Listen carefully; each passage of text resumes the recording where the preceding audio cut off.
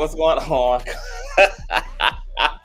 What's going on, Conscious Crew? It is your favorite breakdown commentator, CTV. Welcome to another riveting episode of the Consciouztv platform. It is your favorite breakdown commentator. Did I say that already? I feel like I'm living in I feel like it's Groundhog Day. It's Groundhog Day. TeaGIF, happy Friday. Happy to see you all in the building. We're going to have quite the conversation. So, yes, be prepared to get a little bit deep in this discussion. Before we get there, though, I need you guys to go ahead and thumbs up this video. You guys know that thumbing up helps with YouTube's algorithm, but more importantly, it helps trigger up YouTube's notification system. So please hit that like button, whether you are a bush baby actively in these streets in real time with me, or whether you are a part of the replay gang. Your like matters on all content here on this wonderful, beautiful, diverse, multifaceted channel. All right. Also, please make sure that you guys have all of your notification bells set to all. Shout out to all of the new stubbies. I love you long time. And last but not least, please share the stream out to wherever it is you have digital community at, whether that's your YouTube community wall, your Instagram, your Snapchat, Facebook, MySpace, Dark Side of Twitter, Tumblr, or your personal OF. I don't really give a damn where you lay the link. This is, of course, know the real out live and in color. With no further ado, let's go ahead and push on through. I know a place where you can recharge your soul. Baby, that's Consciouztv. And in the midst of brokenness, he gon' see your asshole. Baby, that's Consciouztv. You gon' heal, you gon' laugh and catch a little shade. Ooh, girl. Y'all know he be slaying, y'all better stop playing. Come hear what he's saying. Ladies and gentlemen.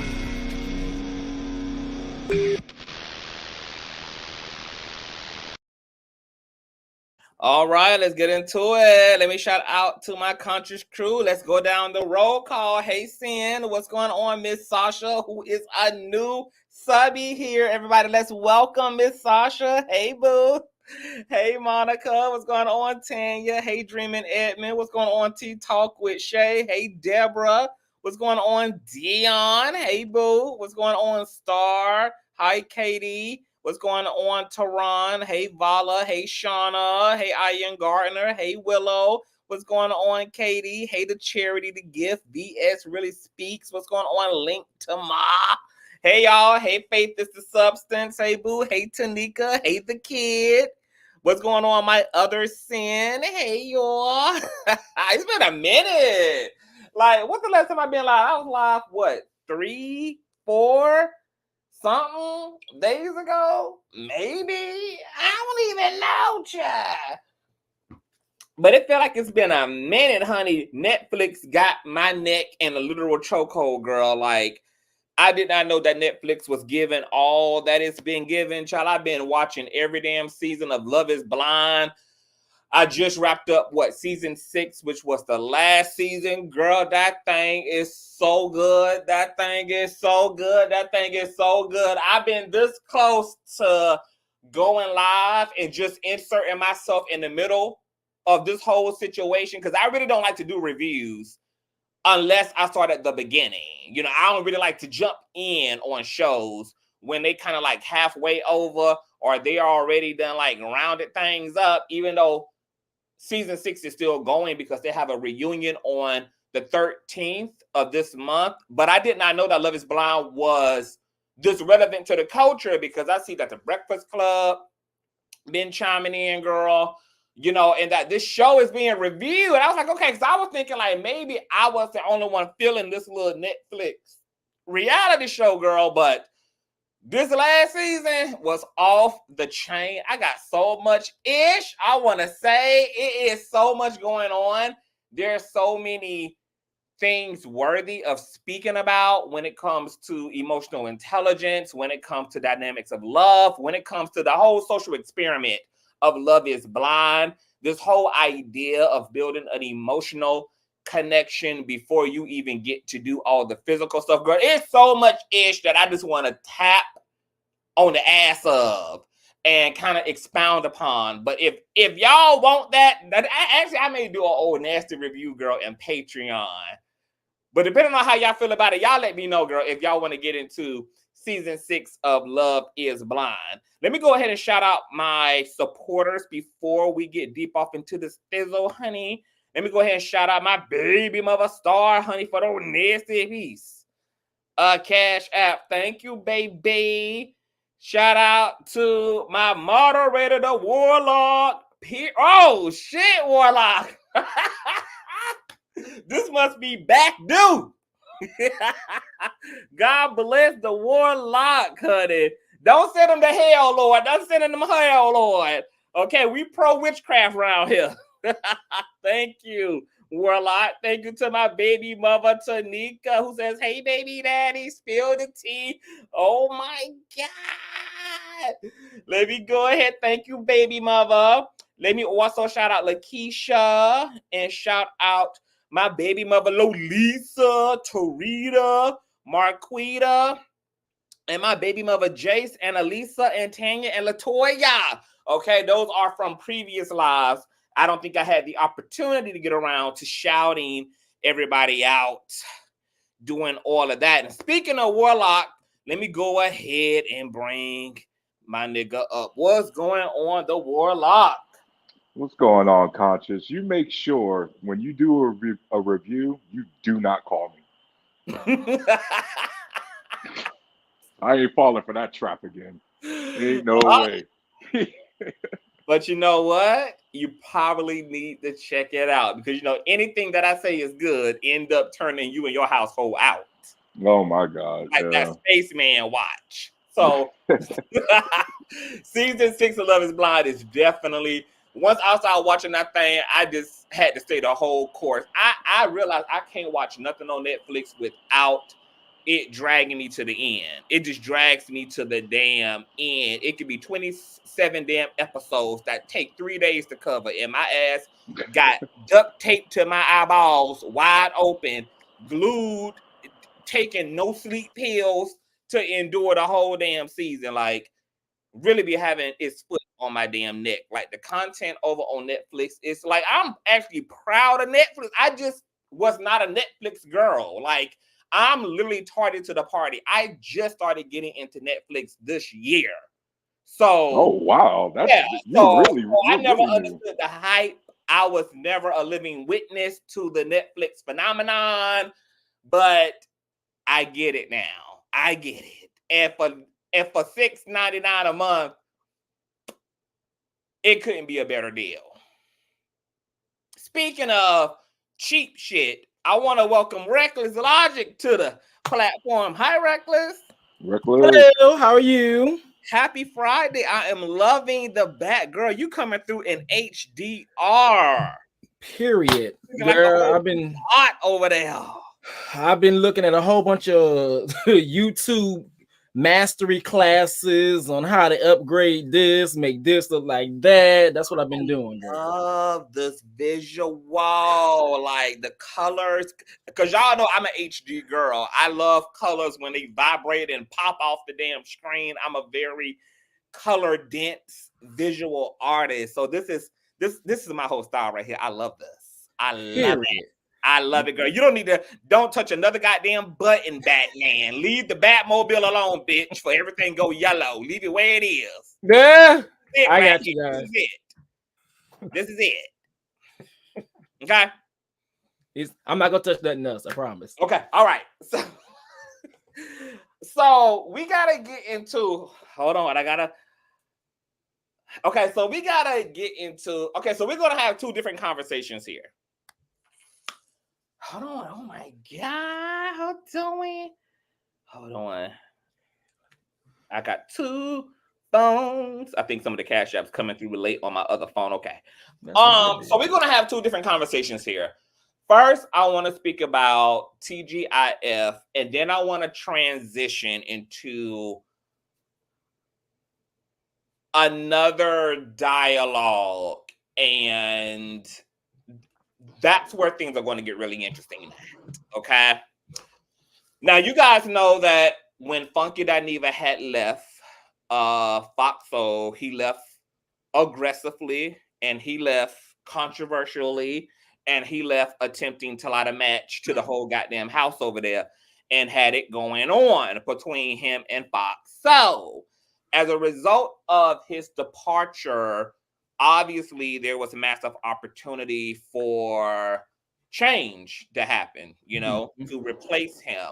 Now, what I did, because Claudia Jordan, and shout out to Claudia Jordan. I love Claudia Jordan down boots, like hands down, one of the most talented and generous people that I've had the luxury of meeting in 2024. We actually intersected during my Christian Keys commentary, and she wanted to clarify that her and Christian were not sneaky links. They were not fucking on each other, girl. Okay, and Claudia wanted to get my ponytail right on together. And we ended up keeping up with each other since. You guys know I also had Claudia on at the height of the controversy regarding. Once again, legendary interview, Conscious. Shout out to you. Thank you. Absolutely iconic. That's all we do over here is iconic shit. This bitch is working. Was working, girl, working. And we had an amazing almost 3-hour long interview. It was not supposed to be that lengthy, girl, but that's just what happens when you got natural chemistry and you got natural vibes with a person, honey. Could have went all day and night. And Claudia came through in that interview. She did speak to the Funky Dineva controversy and him transitioning. She spoke to some of her other controversies and beefs with other people. She also dropped a lot of gems about business and LLCs. And she also talked about the future of TeaGIF. And at that point, TeaGIF was looking to do a rotating guest weekly, daily situation. I was really adamant about that idea and definitely spoke to Claudia about how I think it would be dope for them to open up the opportunity to a lot of creators. Since Funky Dineva also came from the creator influencer world, I thought it would be really fun. It would give a lot of content creators the opportunity to kind of flex and kind of show, kind of make Funky Dineva proud, if you will, you know, because Funky Dineva came through and set it off. And he comes from a space where there's a lot of talented commentators, a lot of talented influencers. So I felt like that definitely was like a working formula, is to outsource his replacement from out of the same space he was birthed out of, which was YouTube. You know, Funky Dineva is one of the OGs of the YouTube reality and dimension, etc. So there was that, okay? Then all hell broke loose. And Funky Dineva grew bitter as more and more days separated or stood between him and TeaGIF. And things got more pettier and more pettier and more pettier, to the point that Funky started competing with TeaGIF by going on at the same time that TeaGIF typically comes on, which is 8 p.m. Okay. And comedian Flame and Rowe ended up being the reason why Funky really started going even more left than what he was going, because he felt like Flame was brought on out of spite to him, without even acknowledging that he was and did strike first as it relates to the way he left things and him continuing to be petty on his way out the door. However, it's my belief personally that, hold on, wait. Can I? Okay, wait, hold on. Because hold on, because I need to be very tidy. Okay, I'm going to talk about my opinion. My opinion is that when Funky started competing every night by going live at 8 p.m. and was doing that in the height of the controversy he had stirred up between him and TGIF.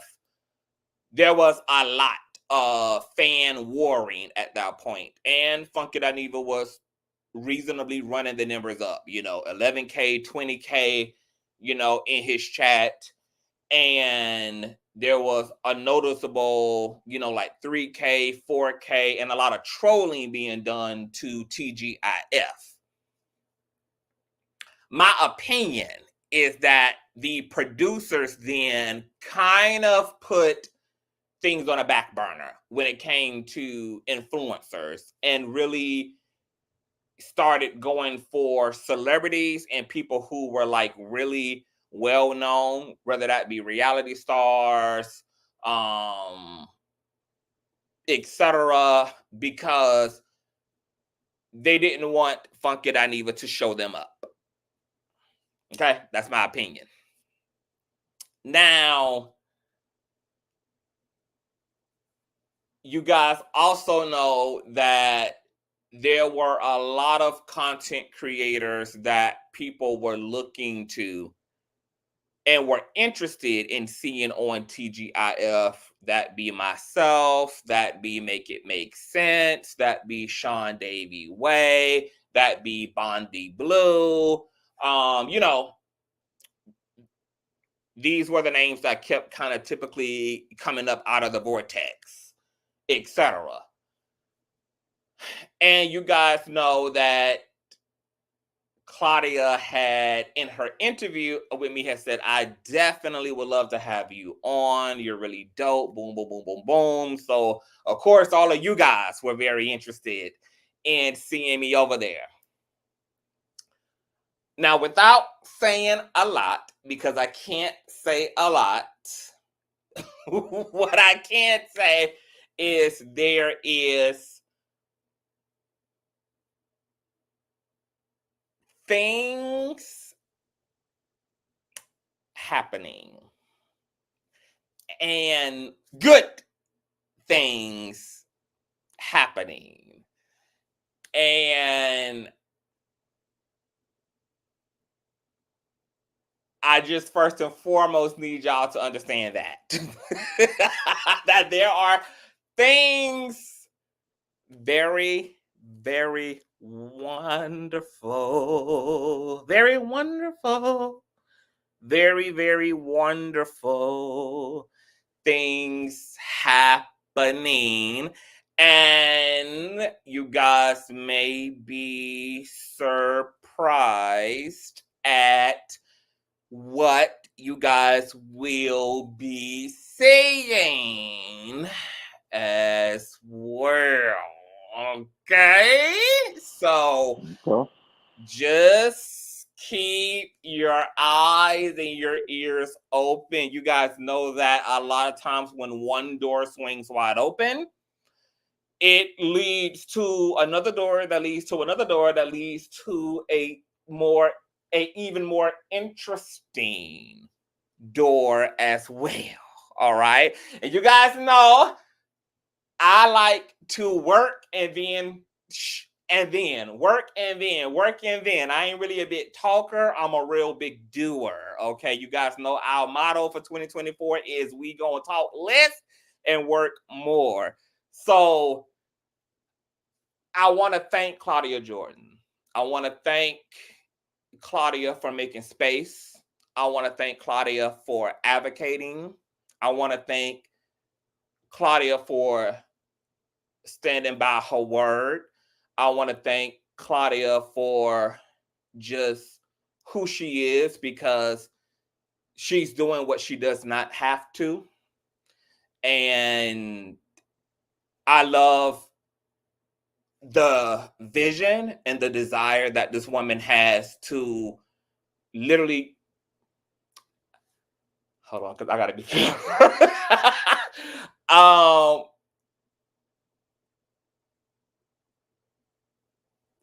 All I can tell y'all is Claudia stands on business, and y'all will see and be a living witness to what that means, okay? In time, I'll be able to unload, but shout out to Claudia Jordan. All right. You guys are going to be seeing. I can't even say no more. I'm just going to just stop right there. I just wanted to say that to y'all. So just know that. All right. Just know that. Now, this is the part of thank you, Tanya. I forgot to even talk to y'all about that. Who says congratulations on the article. So you guys know various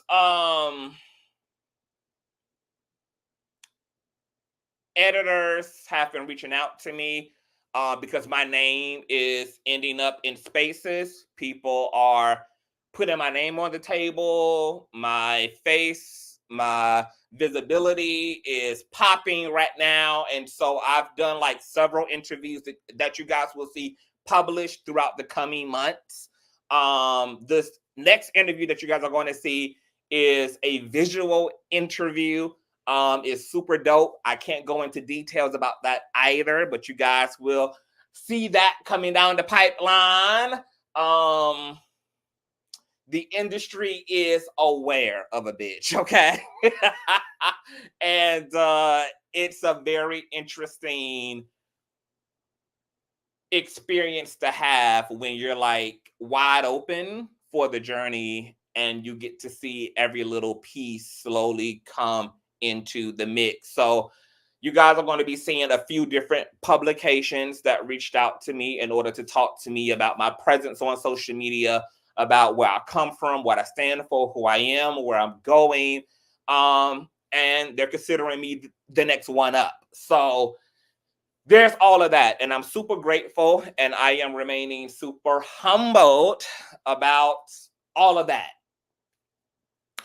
Also, I lost my thought because there was something else I was going to say to this article. There was something else I was going to say. I think that's it. Okay. So, and Larry says, other opportunities are coming to you bigger and better. That's for sure. Now, I want to transition. Hey, Nosey. Hey, Boo.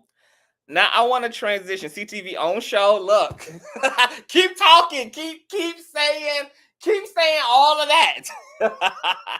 I need y'all to keeping on. So let's transition because we're gonna now have a dialogue that's very opposite of TGIF, and I want to be very clear that we're segueing into the second part of this dialogue. Because as I have been taking my journey through the industry over the past few months, particularly around November of last year, is when I begin to kind of move further in to the industry, into the media space. There have been some interesting things that have taken place that I want to talk to you guys about.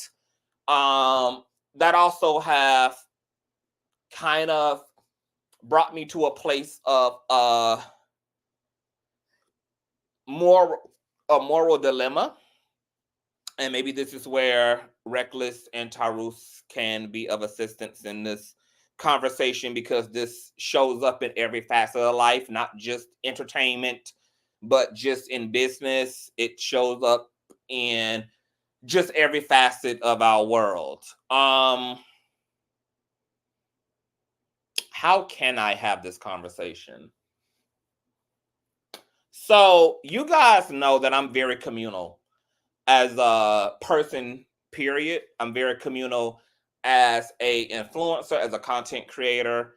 You guys know I have been one of the few influencers who have literally helped other content creators to get to their 1K.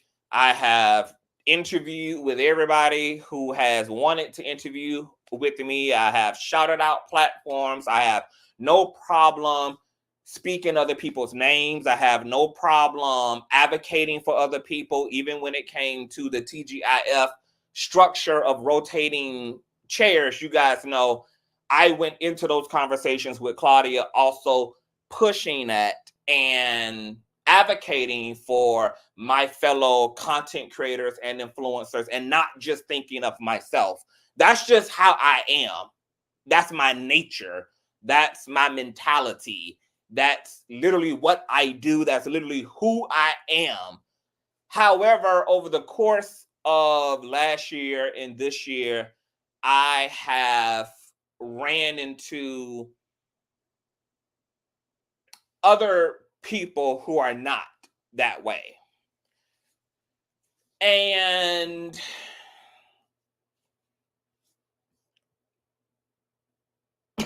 look at Nosey. I'm gonna read these.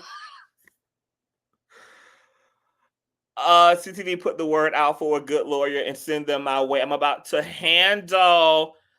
Oh my, okay. Nosey says, CTV put the word out for a good lawyer and send them my way. I'm about to handle Nikki and wrap this up. It's dragging on for too long. I'm gonna help get the word out. I might actually have some people to slide your way, Nosey. So be on the lookout for that. But if we got any lawyers in the building, and we do, we got a few attorneys that follow the platform.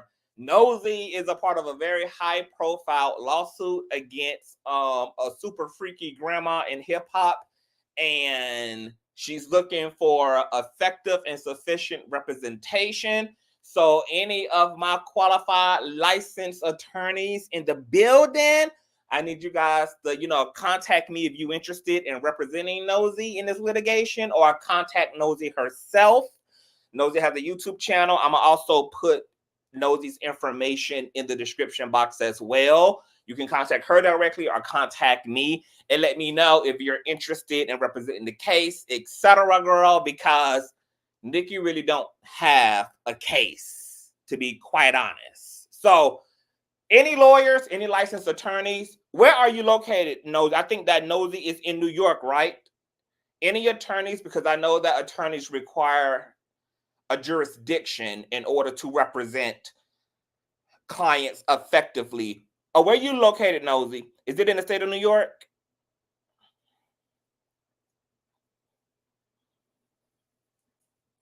I think Nosey is in New York, I believe. And that anti-slap, absolutely. That anti-slap is wrapping up a lot of. What's going on? I'm like lost. NYC, yes. So Nosey Ho is in NYC. So any of my NYC attorneys, or any of my attorneys who connected to NYC attorneys, let me or let Nosey Ho know what's up, okay? So we can move it along, because folk got things to do. Nosey is being sued by Nicki Minaj threesome over what Nicki is considering defamation. But what she's considering defamation are things that she ended up corroborating, which is that she was addicted to Percocets. She's making claims that Nosey accused her of doing coke. But when she was asked by her own fans in a live stream what drugs has she ever done, she told her fans to go look at her catalog of music. And ironically, in her catalog of music, there are references to her doing coke.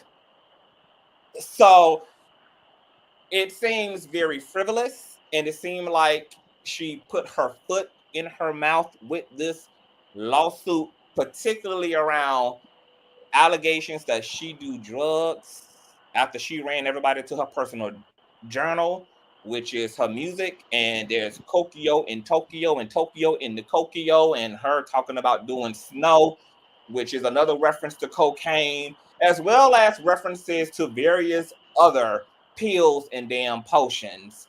So it's probably dragging on because Nicki just has the money to drag, and that's sometimes what a lot of wealthy people do in litigation is they try to run the defendant into the ground financially, especially when they know that their claim is really weak, and it looks like Nikki knows her claim is weak, which is why she's just dragging this out, because she's really hoping to bankrupt Nosey ass.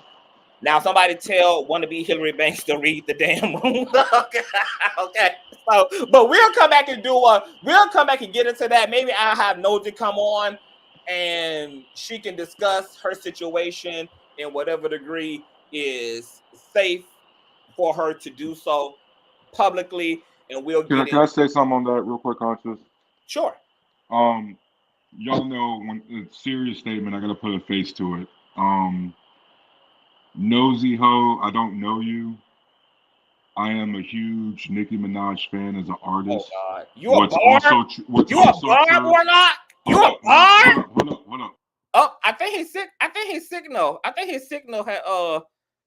I think his signal, y'all, had. I think the electricity had went out. I think the bill might be overdue just a little bit. Oh, I think cut out right on time. So can I finish? So, Nosy Ho, I don't know you. I am a huge barb. What's also true is that I hope you win your suit and I hope you countersue. Because even though I'm a huge fan of her as an artist, what's also true is that these celebrities need to be put in fucking check. They need to stop thinking they could use the legal system to just pay off them being offended or keep from their feelings getting hurt. And at the end of the day, you didn't say anything that wasn't true. So even though I'm a huge fan, the big picture, I hope you win and I hope you get the countersuit. Amen. Agreed. We touch and agree with that. Come on, okay. Come on, Barb, with some sense. Come on, well-balanced Barb. Come on. Hey, look, I love celebrities, but I don't do celebrity worship. I enjoy their content. I enjoy their music. Hey, when they're pieces of shit, you got to call them out. Look, you know what? Now, if this is the way, now, if this is the caliber of Barbs in the world, I can get with these Barbs.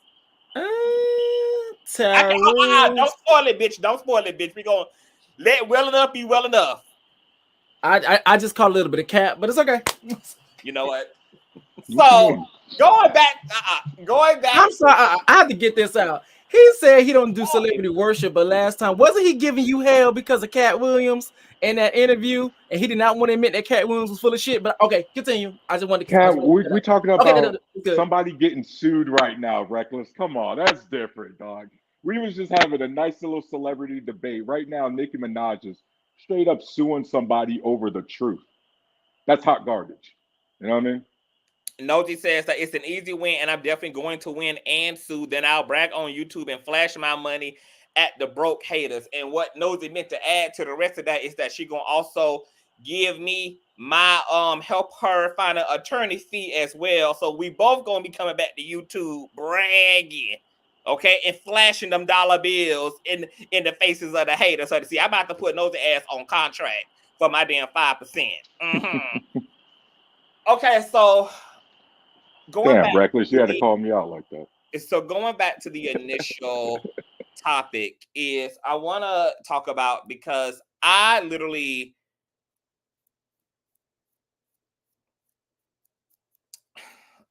know how to talk about this. So you guys have probably always heard that this was the dog eat dog industry. And you guys have probably always heard the old adage of good guy finish last, etc. You guys know that this particular system in the West has a very left-brain masculine business model. You know, the business of America is considered to be cutthroat. It's considered to be narcissistic in nature. It's created and set up in a way to create a hunger game dynamic. And in this particular system, you can buy, you can fuck, you can suck, you can cheat, you can slander, and you can manipulate your way into success. This has literally happened in every area of America's system.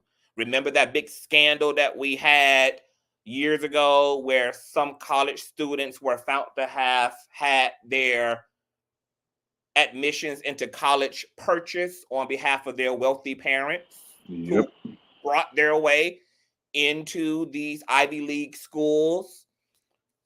We've seen this in the industry. The whole entire Me Too movement catalyst was based upon willing talent being taken advantage of and being asked to compromise themselves for the sake of an acting gig, for the sake of a record deal, for the sake of opportunity. I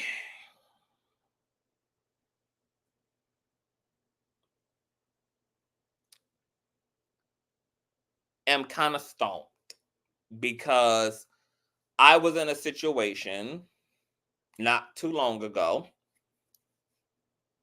to where I had an opportunity to employ the superpowers of hell. But because I am a lover who is efficient at fighting, but I'm a lover first, I decided to play the game, quote unquote, fair. While I was playing fair, other energies were taking advantage of those loopholes and doing everything they had to do to get their needs met. And I do mean everything to get their needs met. Whether that be trying to manipulate a perception of me, whether that be getting on their knees in Belize or getting on their backs in Iraq. Things that I could never fathom doing because I, up until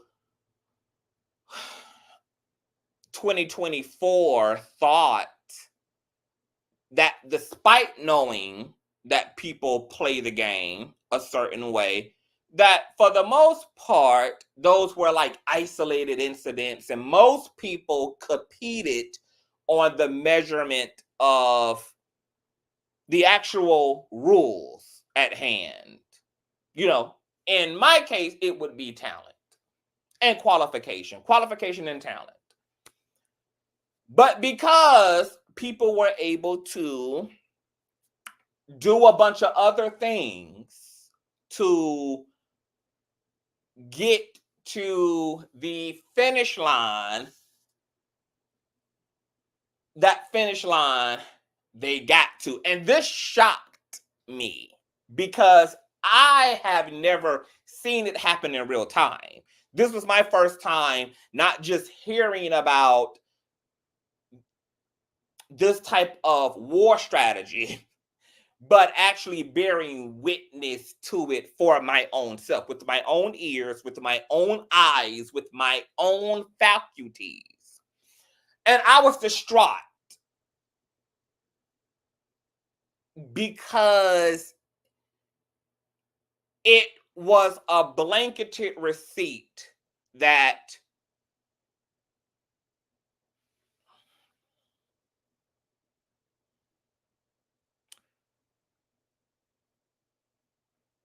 the world is indeed upside down and that the system is actually rigged to pit people against one another by dangling or distributing the resources and opportunities in such a way that it creates a damn zombie apocalypse where people are feeding off of each other in the name of getting to a bag or getting to an opportunity. And once again, this is a segue from TeaGIF. We're having another type of conversation now, just about the industry in general, because the past several months, I've had the opportunity to move deeper into the industry. And I have gone up for auditions. I have been a part of casting dynamics and creative tables where other talents were as well. And I've been able to see, once again for myself, the war strategies that some people employ in order to get where it is they need to go. I have been having conversations the past few weeks, speaking to some of my peers in this industry.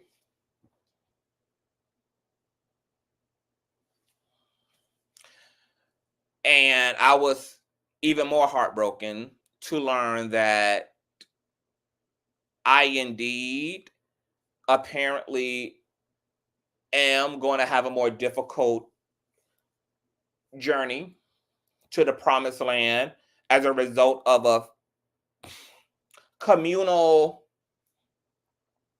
healthy minded philosophy toward victory, because I've been told by some of my successful peers that this is a dog eat dog space, and that what I don't advocate for, I won't get, and that the things I'm not willing to do, other people who want what it is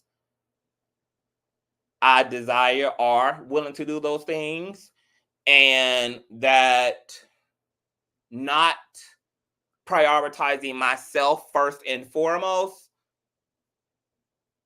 but having a us and a we mentality is going to be a mentality that either is going to cause me not to get all that it is I know I can have, or is going to cause me to get there at a slower pace than some of my more spicy and edgier counterparts. And then I was told that I don't need to have a conscience about the way I don't need to have a conscience about slitting other bitches' throats to get what I want, because that's literally a part of the law of this land.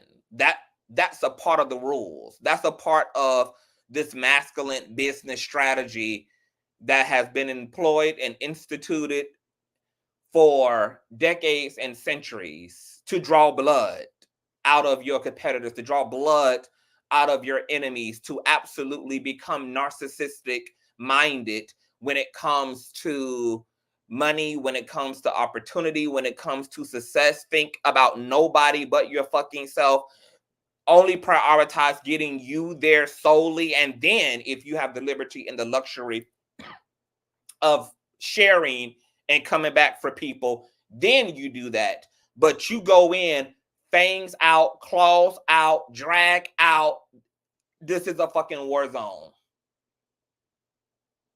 I'm going to be honest. It made me depressed.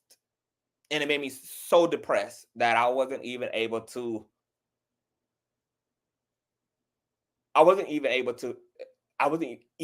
work, because I can see that that's true. I can see that that's true. This is not a new understanding. This is not a new truth. This is not a new fact.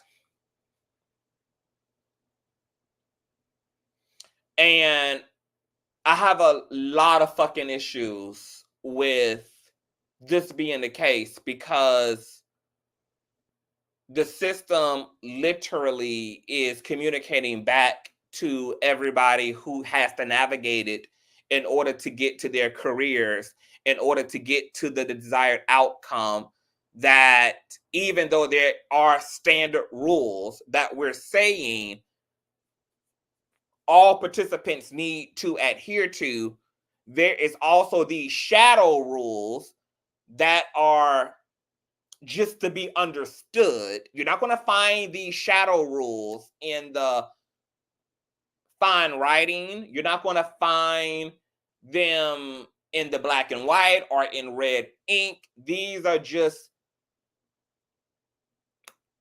the cloaked and subtle rules that also apply, and these loopholes of advantages that are available if you want what you want bad enough. There is room to cheat your way into the space. There is a way to manipulate your way into the space. There is a way to seduce and a way to bulldoze and a way to escalate yourself into the space beyond the known rules of engagement.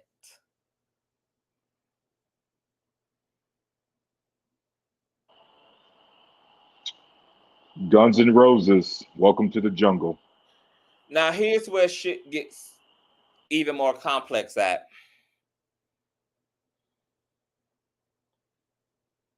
There are going to be people who are going to say, and I know that it's coming because it gets said every time that this reality is acknowledged, is CTV. What's for everybody, including you, is for y'all.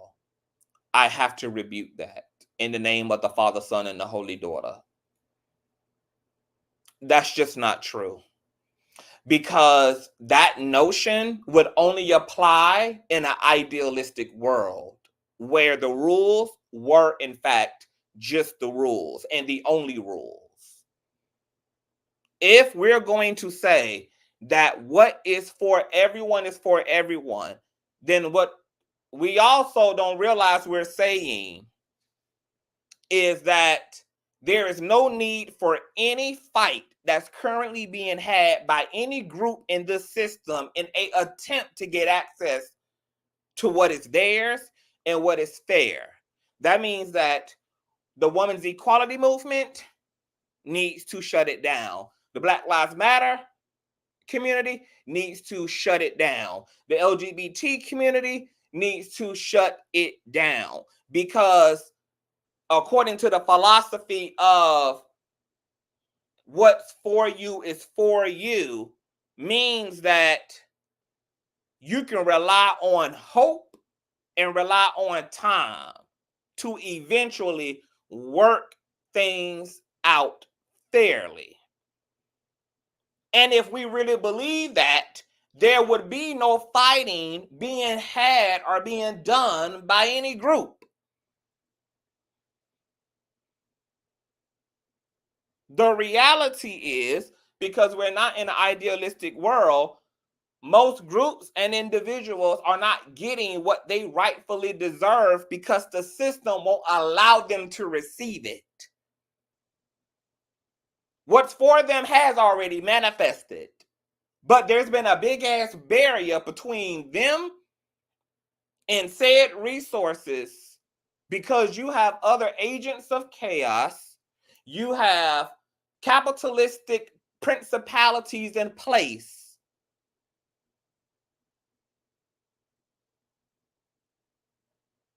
that are stripping the people from accessing things that are in fact available to them, because this system is more enriched when more people are slaves rather than heroes and business owners, etc. This system is so death scared of what a community looks like, of an empowered community, that it will only rather have resources and power in the hands of individuals.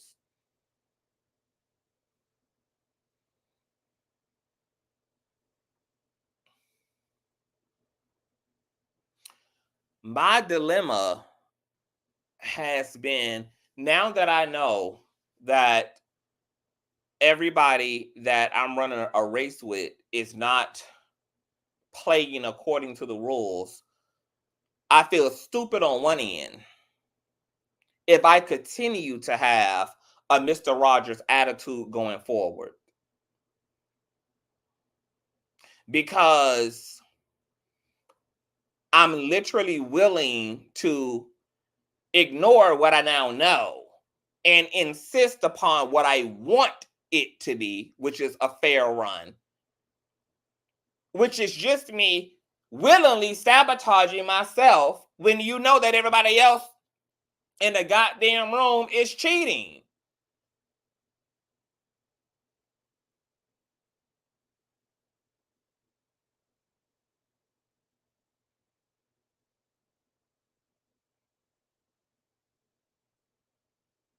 But on the other hand, I'm not a cheater. On the other hand, I'm not a cutthroat bitch. On the other hand,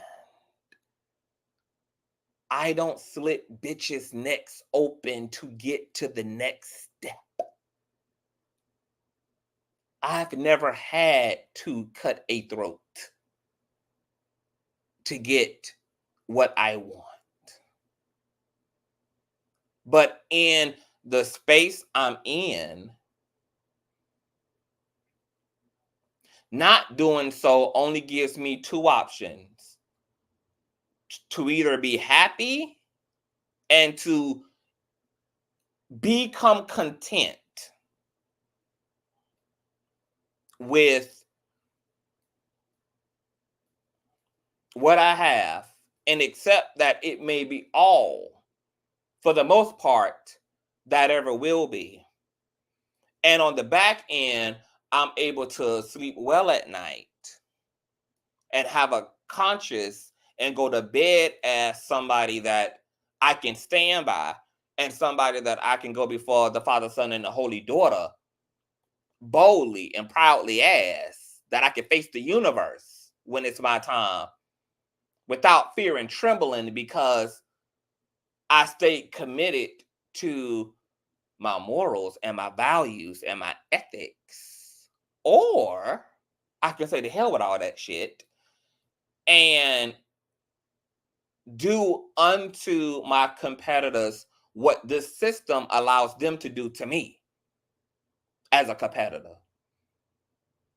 Because once again, it was communicated to me that I shouldn't even have a conscience about employing whatever means necessary, because those are literally the rules of engagement. That's literally like playing Grand Theft Auto. And the rules of engagements are to pow pow, steal cars, unalive pedestrians and bad guys alike, to meet your quota in the game, and then leaving the game feeling guilty about what the game requires.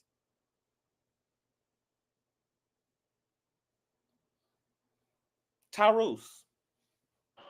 Yes. Dog eat dog, business mind. A reality in a system that is sexist, racist, classist, literally all of those manifestations are the result at the end of the day of a dog eat dog principle. Correct. What is this about?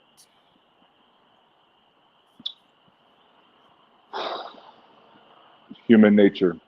It's the animal kingdom. I think it's one of the few things we as a species will never be able to, I guess, evolve out of. It's innate, if you will. Um, I think the game has, the way it's been manipulated can certainly be changed. But unfortunately, we're dealing with the base feeling of desire of human beings, right? Power, control, and money, influence. You know what I mean? Pretty practically all the seven deadly sins, if you will. That's what human beings desire naturally. It's a complex. It's a complex way.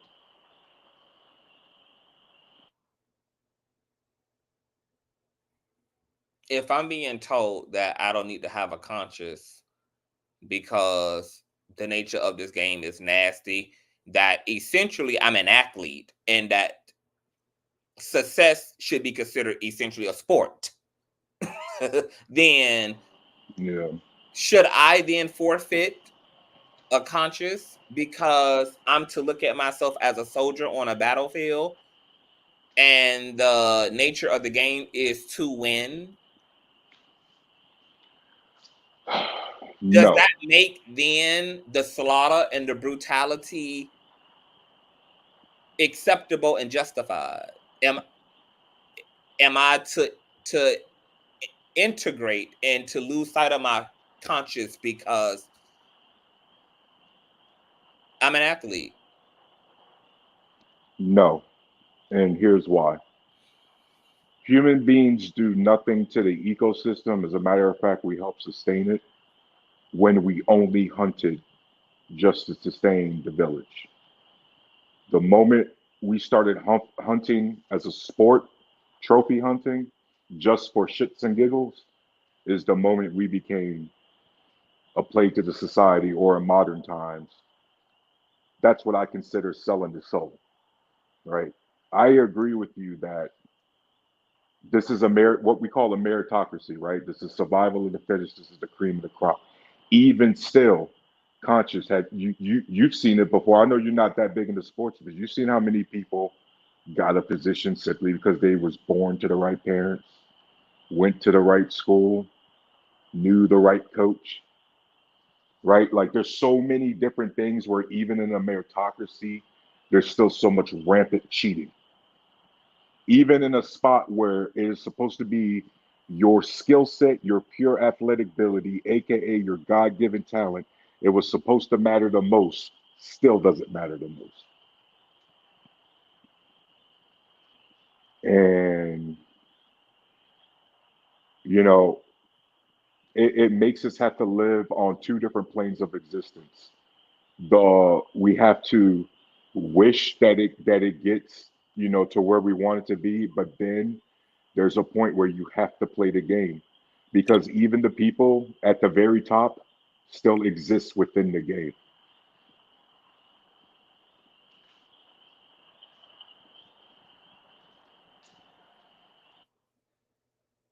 And sorry, everyone. I'm outside right now with the boys. I'm letting them run around my two dogs. It's nighttime. I got the crickets, and birds, and stuff like that. I live in like a rural area. I live like an acre and a half of land, so it just be like a lot of wildlife out here. It's pretty cool. Reckless. Repeat the last end of the question. Dog eat dog. Is it do you compete at a dog eat dog level or do you stay true to kindness and neighborliness? The way Even I look at it, even when your neighbors are willing to break through your motherfucking window, kick your goddamn door down, and take your food from you. the way I look at it, and plus the way that I know other people are gonna look at it is, I think of this as fighting. I'm not on a regular basis. I don't go around just slapping people left and right. That's not on a regular basis. I don't go around doing that. But you're not gonna slap me and think that it's gonna be all cool. So we can be all kind and fair and play by the rules and support, help each other. We can do that. But however, it's something that you've always said on your platform as well. Once I start to see how things are going, I observe and I adjust. Because a lot of times too, even when you do continue to go go the route of I'm going to continue to be kind, I'm going to continue to be this, I'm going to continue to be that. At the same time, there's also something that you said not too long ago. I want to say on my live, your live, and it was some biblical saying, "Don't cast your pearls to the swine." So, with that being said, don't be trying to have all this virtue and all of this kindness for a group of mother that's you're already in a realm where you guys have to coexist. You're already in a realm where you guys, quote unquote, from their perspective, have to compete. If I know how you're moving, I know what you're capable of doing. I'm not gonna be so kind because I know what you're about. So with that being said, I see how you move. This is how you move. You've opened the door. Because my thing is this: in the same aspect, conscious, would you allow somebody to slap the shit out you? Reckless. I Nah, wait. Hold on, Reckless. I have to Conscious, get this out. would you allow someone That's to rough, slap the Reckless. shit out you? No. My case in point. Reckless. So if That's you rough. would not allow somebody to slap the shit out of you in real life, in real time, fighting wise, then why would you allow someone to slap the shit out you business wise, spiritually, etc.? Now that has nothing to do with your character, but at the same time, you're not going to try to play with me. Sure, but how many times in life do we come across where you could put somebody down because they gave you your back, but your ethics say, no, I can't do this? You said what? Just because somebody's willing, let's say somebody, how many times, Reckless or Conscious or hell, myself, have you come across let's call it easy prey? One of your ops gave you their neck. You could have easily got the kill right there, metaphorically speaking. No, But I you know didn't that. because ethically you can't, because ethically you want to be able to sleep at night. The thing is this: what I'm saying personally is be in the middle. I understand what you're saying is that yes, sometimes some things you may not go that route. You may not, quote unquote, take the easy shot as in, you know what? I'm not going to go there with you. So, I'm going to turn the other cheek. But however, at the end of the day, there's only so many cheeks I'm going to have. You're not going to be, let me just be quiet, but you're not going to be repetitive in doing your bullshit and think that it's always going to be A-okay. It's not going to happen like that. The world does not work like that at all. For sure. And that's the point that I want to. That's the point that I would like us to get clarity on, because like some of this philosophical shit that some of us good guys adhere to makes sense in a idealistic world. But what Reckless is talking about, which is also what my peers who are successful in the business were talking about, is the reality of the world. Yeah. Versus our idealistic view of the world. And if in this world, and if the system is cheating you, how the fuck does it make logical sense to be fair to it? You gotta cheat it because it's cheating you. Well, I guess I just look at it as though I'm not trying to be fair to any system. Every system is a fuck the system, right? Because every system is designed to use you and abuse you and throw you away when you are no longer useful. You don't show loyalty to any system. That's always been my philosophy. So that's probably why I see it differently, right? In a land full of wolves, I'm a fucking lion, bro. I keep my claws sharp. I am progressive. Okay, but I make am that not more reactive. practical. Like You know put what I that mean? into a real life situation. So perfect Because real life. Quan has said in the Yeah. chat that she thinks it's deeper than this. It's not just dealing with everyday people. It's people with power who can change our lives, and that's a different decision for some. And that is, we're talking about money that can change people's lives. We're talking about opportunities that can change people's lives and change the lives of the people that those people love, which also adds to the incentive to come out swinging. because there's more on the line a lot of times than just oneself. You're typically striving for the top for your kids, for your family, for your relationship, for debt. You're like, there's so many strong motivations for why people are willing to pussy pop and willing to put blood in the land in order to get to certain milestones. True, but that doesn't mean everyone has to hunt in the same territory. You see, what's also true is that if we just take you for example, right? Even though you have to grind the hard way, it is admittedly by you working. It's slow. It ain't as fast as you would like it to be. It isn't as fast as some of these other shady motherfuckers are doing, clearly. But at least you can say, I'm progressing, right? And so you don't have to hunt in the same territory as everyone else to get yours. Yes, sometimes, just like in the jungle, the apex predators have to come across to each other. But we have to understand that in real life, in reality, the apex predators avoid each other. Why? Because they're saving all their energy for the actual hunt. They can't be spending all their energy fighting each other because it's a waste of time.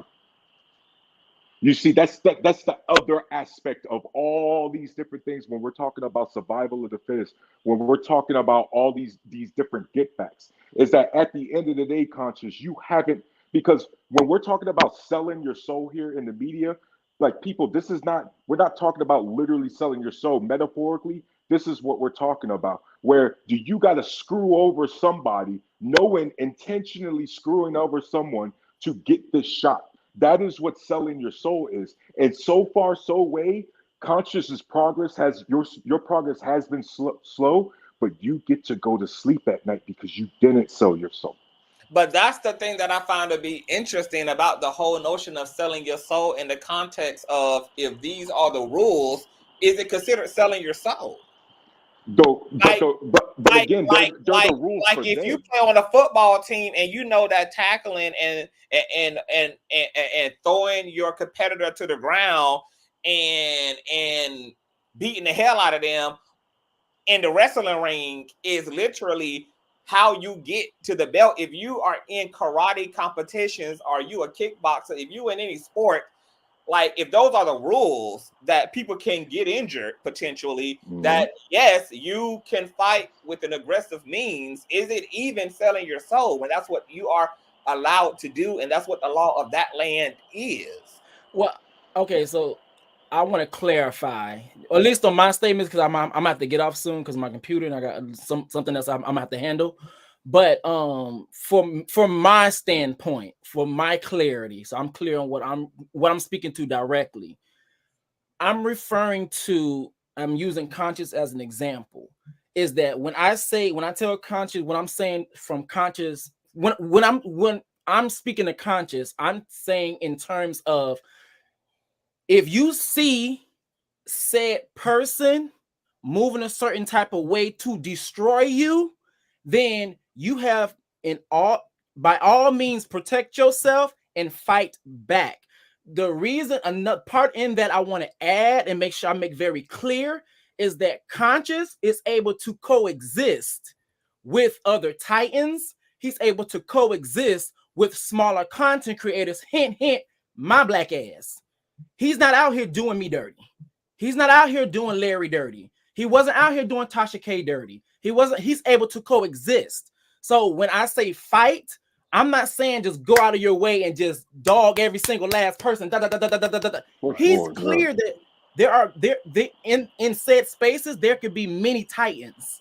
There can be many greats. There can be a lot of Beyonce, Sierras, Aaliyahs, people who have an impact and hold a name. There's a lot of people that can coexist in all of this. But when I'm speaking about him, quote unquote, fighting, or sometimes you may have to take it there, is because other people have struck first. And the thing is, once they struck first, they're not letting up. That's what I'm referring to in terms of there needs to be a balance, or there can be a balance. As in, you're not going to allow someone to slap the shit out you in real life. So For sure. I'm pretty sure you wouldn't allow it to happen in any other space, because he can coexist. He can be around other greats in different spaces and still shine. He can be around smaller content creators and not put them down. He can support them. He can help their platform. He can give them tips. I'm the prime example. So he has shown and had a reputation of being able to be a part of any setting and also be active and great in any setting. But once Reckless, I again, agree. The when certain issue is we person have to strikes I'm make gonna sure tell first, you. that Hold then on. yes, Hold on. take it there. we Because I want you to respond to this too, Tyrus. And a reckless girl. I'm about to clip this part. This going up on Instagram, child. Everything you just gave me, honey. Them roses right there. Now all that shit going up in the algorithm. And the reason why I think this situation is interesting to me in terms of like the subject we're talking about is because I remember, for some reason, this takes me back to my childhood. Like, my parents raised me and my brother to be so non-problematic and so non-violent. And it seemed ideal and great on the surface, but when it came to us entering into spaces, like when I got into middle school, and when I got to middle school, and I had to be around other people who were not raised to be non-problematic, who were not raised to be non-violent, I was getting my ass bullied down. And then it was through learning that like everybody is not like me, and I'm being forced to stand up in a way that I ain't been taught to stand up. And then by the time I got to high school, I became an ass whipping machine. And then I saw how effective it was to become an ass whipping machine, because I was able to regulate the temperature in the room once I became an ass whipping machine. And I ain't have the type of problems I was having in middle school once I got to high school and started whipping ass.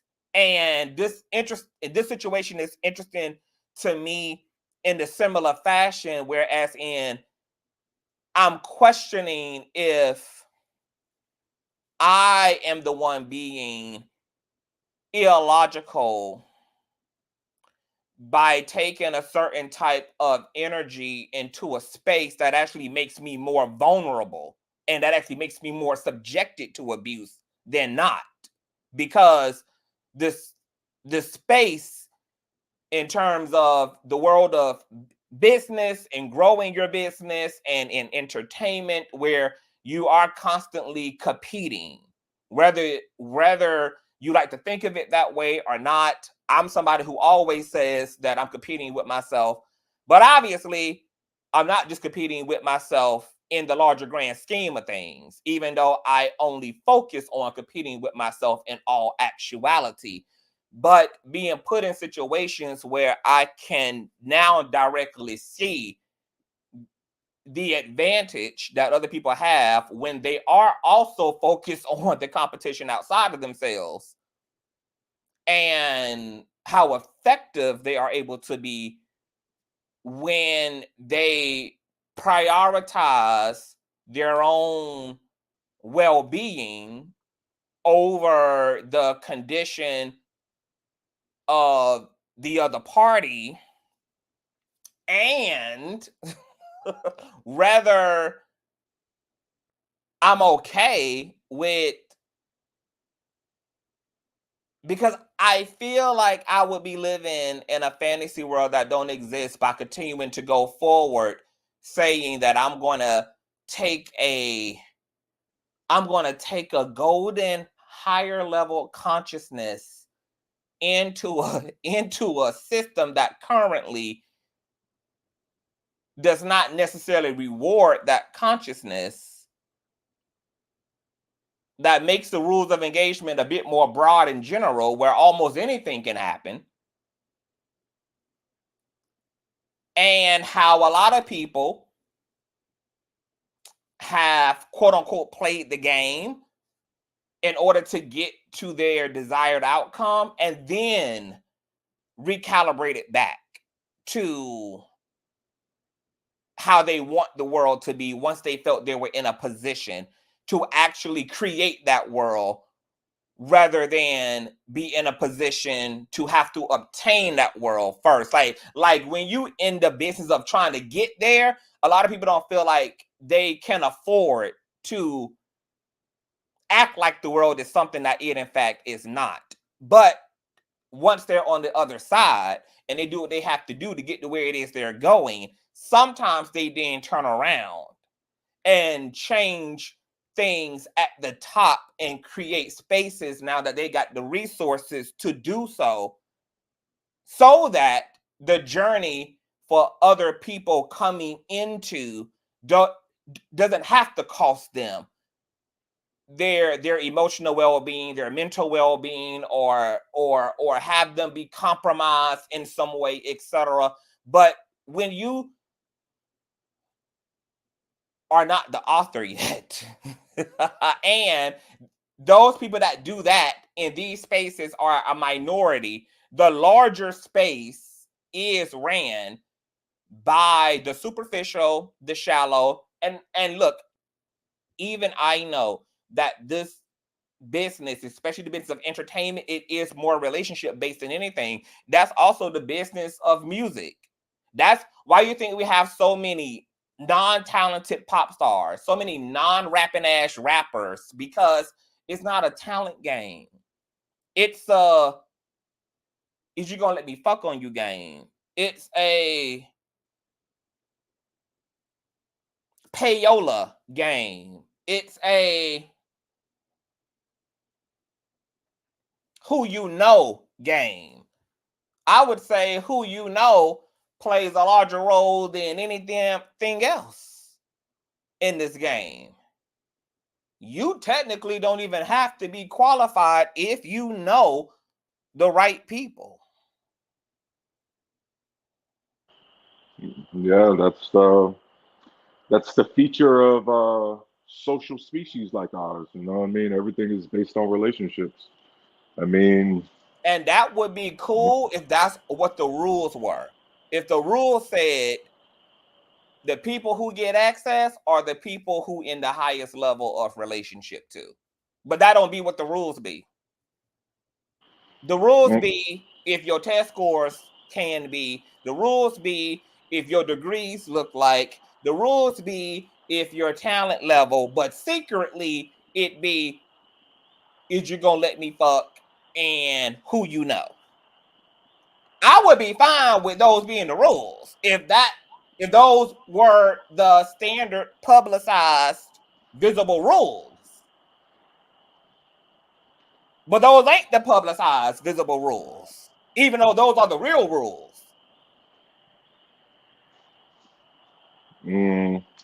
I Your agree life, with you that those are the real your rules, life, but like this is why this shit is institutional. Like we literally got history behind colorism, light-skinnedness, like all type of shit that gives people equity, that creates this disproportion between communities and humanities, where you have certain people just because benefiting over other people just because. Our entire capitalistic system in the West is predicated upon various caste systems, various classism systems. This is when Childish Gambino says, "This is America, bitch. This is America. This is America." All caps. This. That sweet R&B shit that we be talking about. That sweet R&B feel good shit. Be just that. But this here is America. Beauty capital is real. Race capital is real. Gender capital is real. Relationship capital, financial capital, there's capital on all that shit. And I know this also as a so-called attractive person. I would be lying if I said that I was not aware that certain opportunities were more easily available to me just because of what I look like. Just because of the slayage.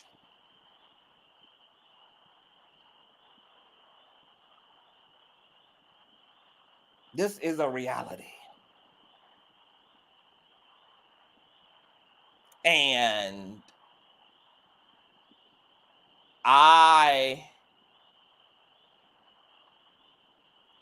this is a real vex for me because my ego is going to feel very stupid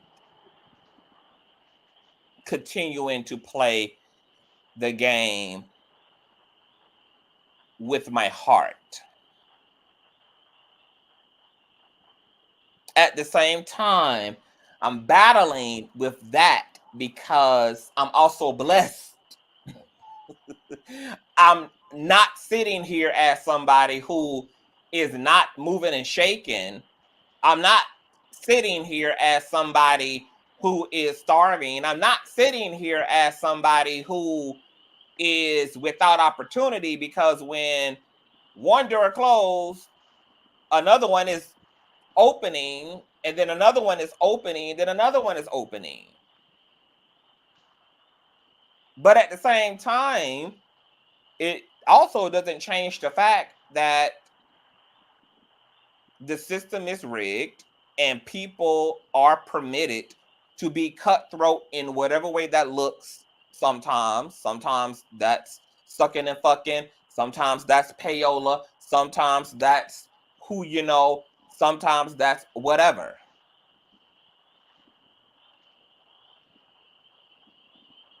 And all people are subjected to that, including other people that have privileges are subjected to other people's privileges.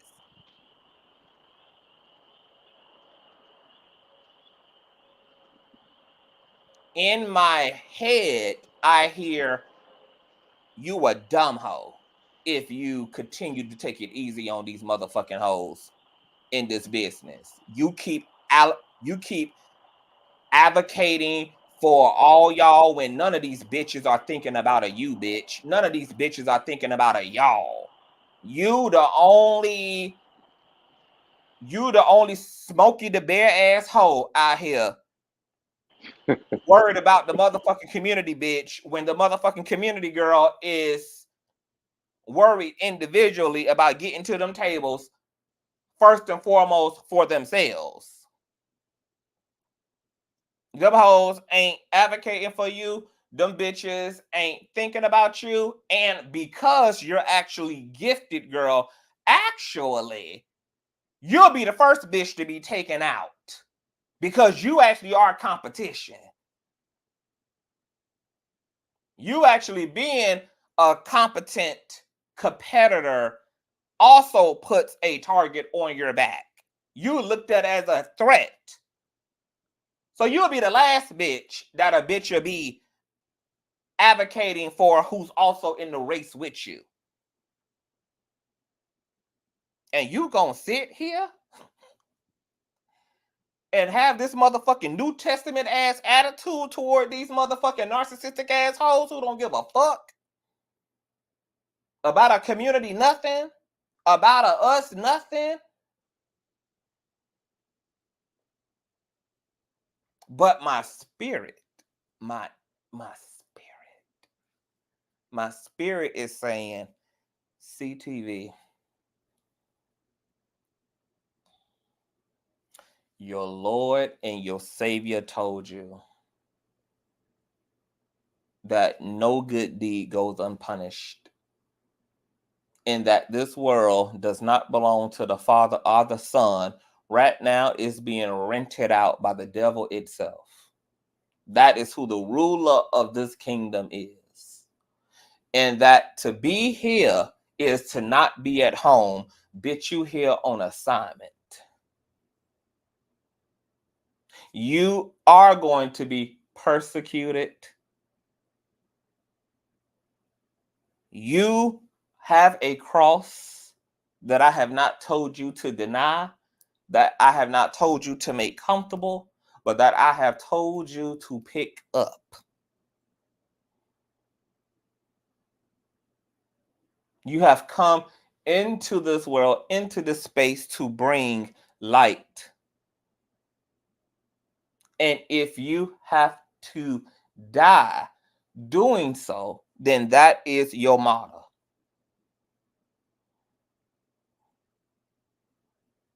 When I heard my spirit speak,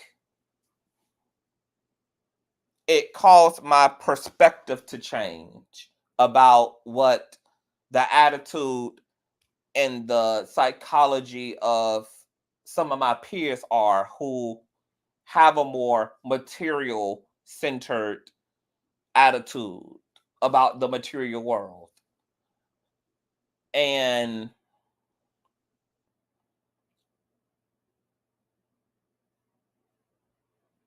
I can't, it's like I'm stuck in between the dichotomy of, on one hand, I can't see myself now knowing what I know about the way this shit works and the way in which people obtain and achieve things, which is by employing whatever cheating mechanism that can be employed. But on the other hand, I also do not have the ability to see myself doing just that.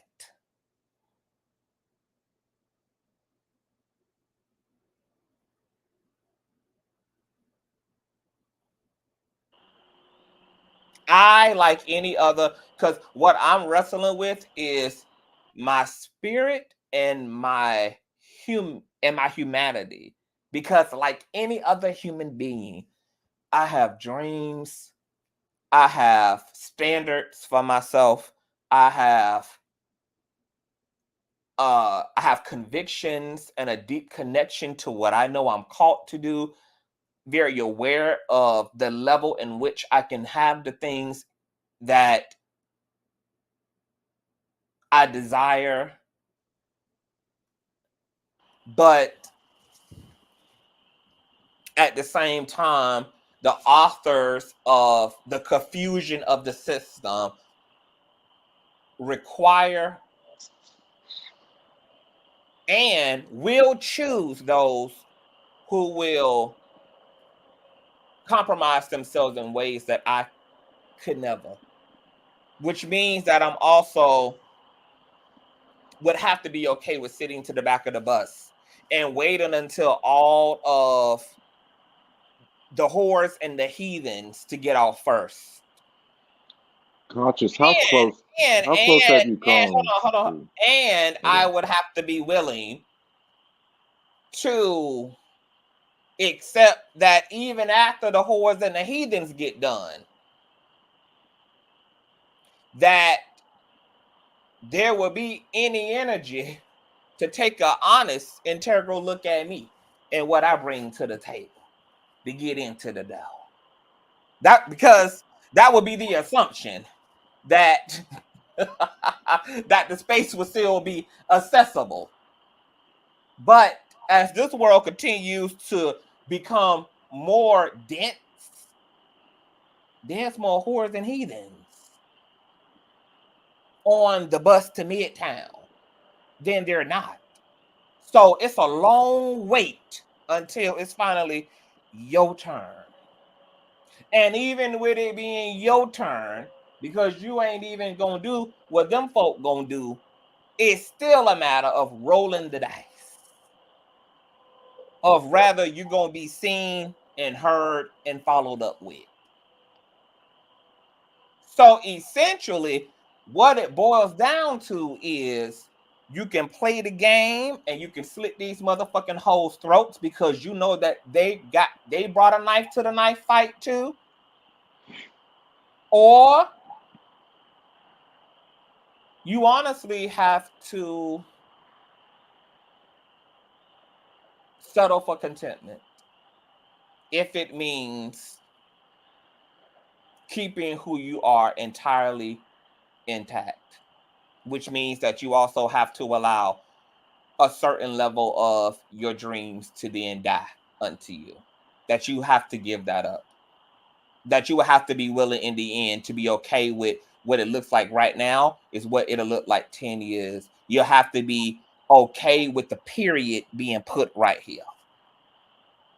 You'll have to be okay with not being able to achieve the highest that you know you're capable of achieving, because you're willing to let all the people go first who gonna do all the other shit you're not gonna do. Who the system is going to prioritize first. The secretary who fucking the boss over the girl who went to school, has a decade worth of education and experience, who was chosen over because somebody was willing to give up pussy. The talented actress from a talented ass performance art school who slammed the role, who not gonna get the role because the person who's willing to give up some pussy is willing to give up some pussy. That if you take an honest look at this system and you see the way that it actually is, and you see that there are people who are willing to do whatever it takes to get what they want, then you have to sit back in that and ask yourself that you either are going to join them and do what you have to do to get to your landmark, or you either got to find you something else to do, or you got to give up on the highest potential of this thing, because right now this system is generally in control of giving you that. Where else am I going to go as an entertainer other than the entertainment industry? What I can do is what I'm doing, which is continue to just carve out a lane for myself, grow my visibility, stay true to myself, and pray and hope and manifest the means and the opportunities that will allow me to have the resources administered to me where I can continue to grow and feed my dreams and mature them and create the things I need to create and die a fulfilled person. And that's what I would like to hope can happen. But at the same time, bitch, I'm 38 years of age.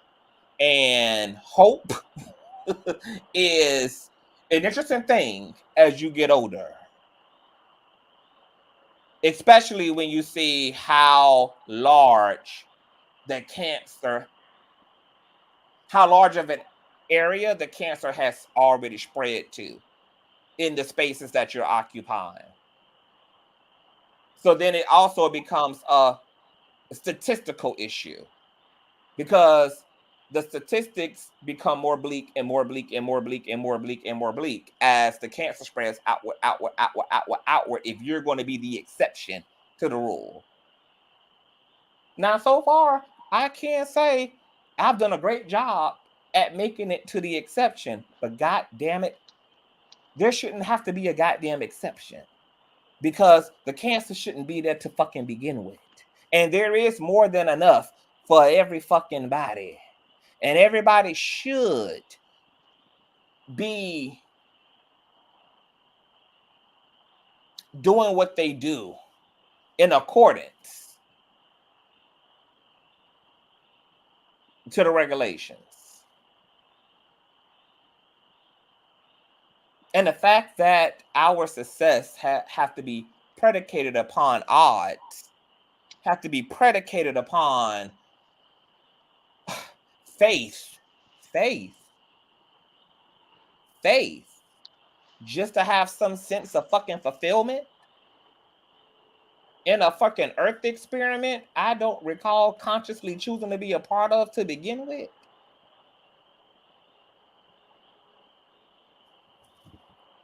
You know what the situation honestly did? It also made me have compassion for all my pussy poppers. It made me have compassion for all my cheaters, because before I got to see certain things for myself, I had made the assumption that the people who cheated And the people who scribbled all outside the lines were diabolical, ratchet, low vibrational, evil ass motherfuckers going straight to hell. But once I got into the system, once I moved deeper into the business, into the industry, I was able to see that, oh, the people, the cheaters are responding to a corrupted system. And who we're calling the cheaters and who we're calling the heathens and the whores are the people who are simply doing what they are permitted to do in order to get access to what it is they're trying to get access to. And can I also be mad at that? Not really, because my humanity understands. Even though it's not the way that I naturally feel the way to go. But I understand. Because when you got shit to do, and you got places to be, and there seems to be no other options, then people will do what they have to do to secure their spot.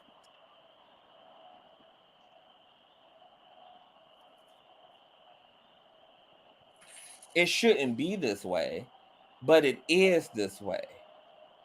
And I have more irritation toward the system itself than I actually do at this point toward the players. You know that old saying, don't hate the player, hate the game? Yep. Yeah, like now that I know how the game is, yeah, I got more issues with the game than I do with the people, because the people are only a byproduct. The cheaters are only a byproduct. The people who cutting the fool are just a byproduct. I remember there was a situation. Hold on, can I? Yeah, there was a situation where I had been violated, and someone had stood up for me who did not have to, and I did not ask them to. And they confronted the person that violated me. This is not a sexual violation or anything. I'm using very cold language right now. Okay.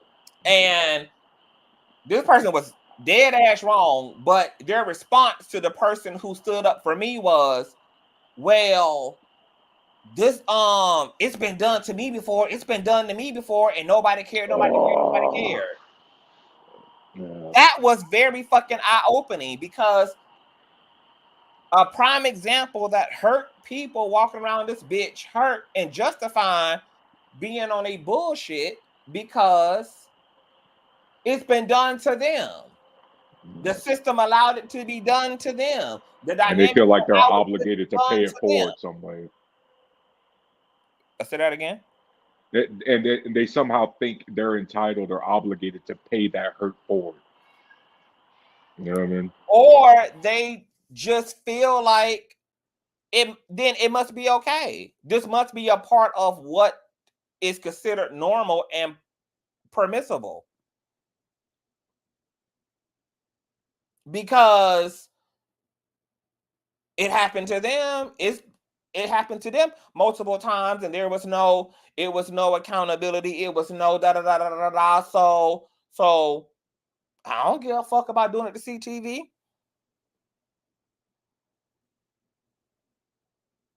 And the hard truth was, it was allowed to be done.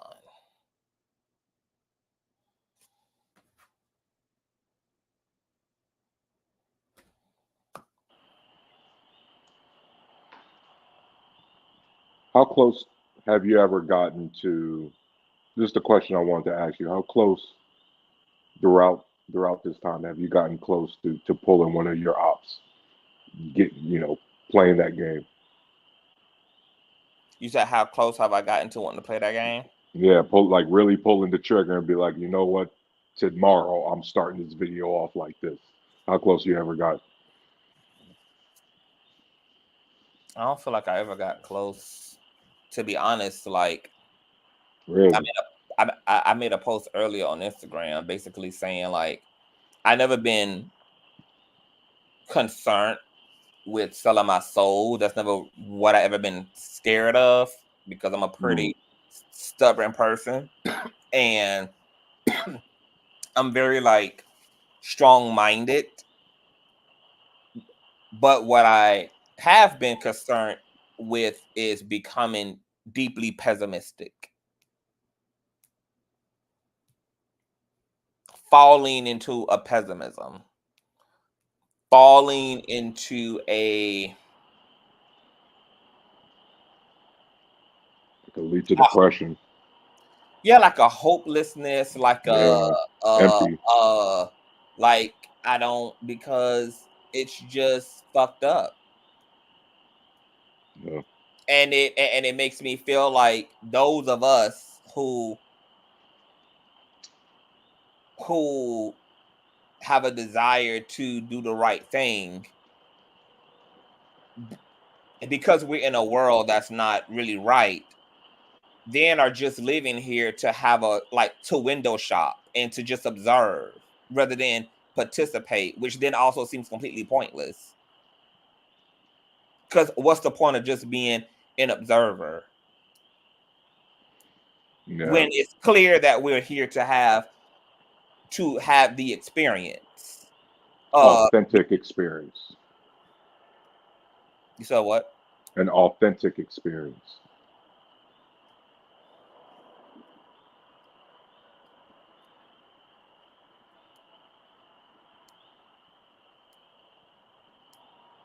The past few months have been it's been very bizarre. Like the world is changing. I feel like I'm living in an upside down universe, and I feel like I'm losing complete relationship to a lot of the things that I've been taught, and a lot of the things that have been instilled in me seem to be completely irrelevant to the world. And I feel like I'm orbiting like the fucking atmosphere of another fucking planet at this point. Like I feel completely abstract in the world at this point. I feel like a You call it foreign. out of place? I feel completely foreign. This is a foreign land. I have no idea what any of this is anymore. And it's just caused me to be a recluse. And it's just caused me to live like a fucking Eskimo inside of a goddamn igloo. And because I don't know what else to do other than to just observe at this point.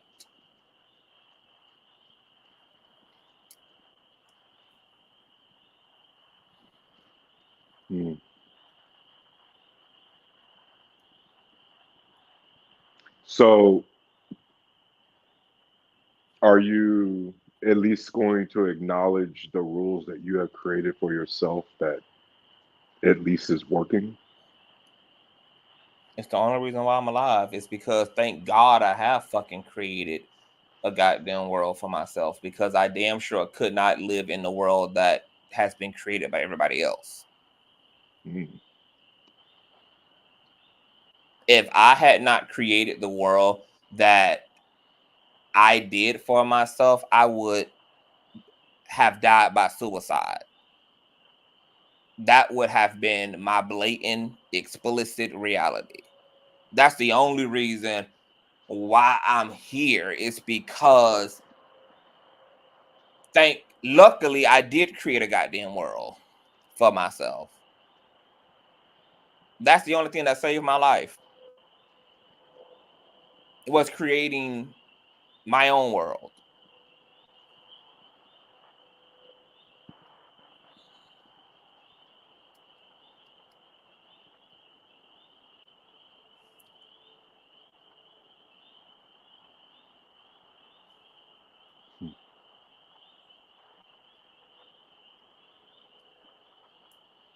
Well, it's nice to know you have agency. Yeah, and I had to fight for that because the world wasn't going to convince me had I let it that I had any. The world wanted that too. It wanted my autonomy. It wanted my agency. It wanted my mind. It wanted it all. I had to fight to not be raped of that. That's why I have so much empathy for the people who did not make it through this shit. All the people that took their life by leaping to their deaths, putting a Glock to their motherfucking head, putting a rope to their motherfucking neck. I got to salute to the motherfucking niggas because it's even a privilege to have somehow even made it through. That's a fucking miracle. The fact that any of us are here today, keeping ourselves together after falling off the damn brick wall like Humpty Dumpty into a trillion pieces, to even be here today is a fucking miracle. And I do not give all the fucking glory to just myself, because when I think about how exactly I belly crawled out of the goddamn belly of the fucking beast, sometimes like that's my proof of God or some type of a something, because whatever compelled me inch by inch, crawl by crawl,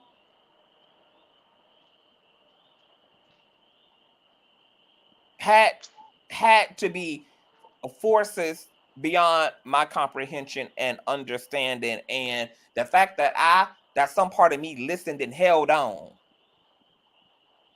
that some part of me held on when it didn't make no sense to hold damn on. I can't even credit myself fully for how I got here. My heart goes out to the people that did not make it to see another day, who exited this shit, who got the fuck up out the matrix. Because I don't even feel like that is an opportunity always afforded to everybody in the system. Because I almost became them too. I almost was not here too. If unforeseen circumstances and forces would not have came together in such a fucking miraculous way to create a pathway for my liberation, for my survival, for my exit, I would have been one of them too.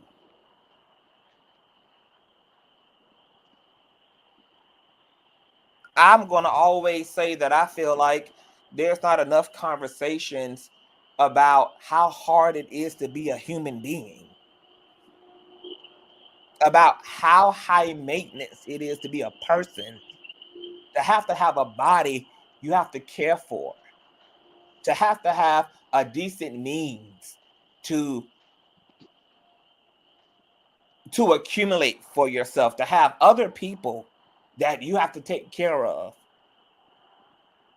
Like the fight to keep your sanity,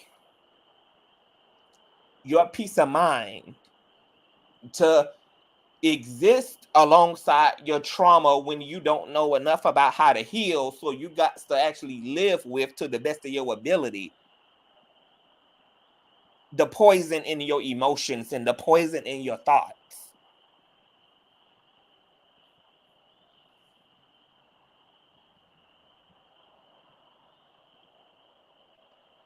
Like, I almost gotta salute almost every motherfucker who here, period, regardless of the damn condition they in, just because it really sometimes don't make no sense for anybody ass to be moving into tomorrow, considering all of the issues and all of the unresolved shit and all of the fucking challenges that human beings are hoarding and carrying in their lives.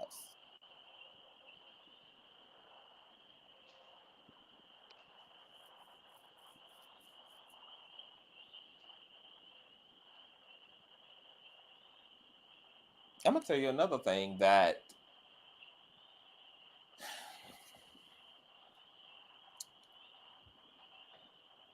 you know what also Spirit has been telling me, and I've been struggling my whole life with this is What's that? sometimes see deep down, Taurus, I know I didn't come into this experience for myself. So sometimes when I get caught up on the things I individually desire, sometimes I'm conflicted because the times that I have felt the most on assignment have been when my desires were about everybody else, not per se about me. So even right now, we're talking about the industry and we're talking about my own personal dreams and ambitions, etc. But the other unseen part of me, the more transcended part of me, knows that I came to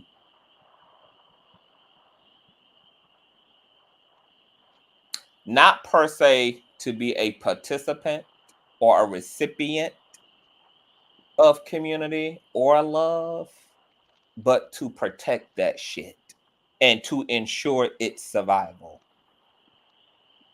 Like when I look ahead into my future, a part of me knows I'm not going to attract the level of mate that I desire. I know I'm here to protect other motherfuckers' relationships and marriages and their pathway to love and manifestations and co-creations. This is the most antisocial chapter of my life that I ever been in. I literally was incubated into a nest of community. Now I am fucking, I've never been more solo dolo in my motherfucking life, and it's bizarre, but at the same time, I know it's because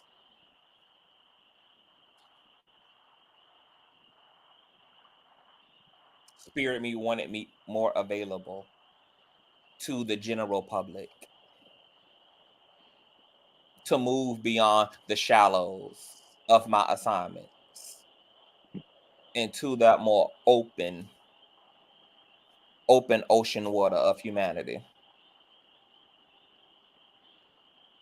I have had to give up. Like sometimes when I get too attached to my dreams and all that shit, sometimes I have to consecrate myself and I have to like put all that shit up on the cross and put it back on the altar and let it die over and over and over and over again to keep myself from having a deep attachment. But I'm an empath too, so my nature is to be deeply attached. I'm a fucking Scorpio on top of fucking that. So it's hard not to fall into the deeps of it all. But falling into the deeps is also killing me energetically. But I heard something very interesting from a philosopher. He said, find what you love and let it kill you.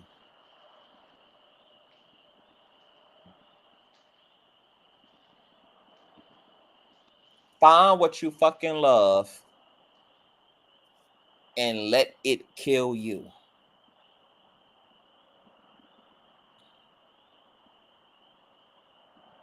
What you think that means? What did you hear in that, Tyrus? Because I know what I heard in that, but what did you hear in that?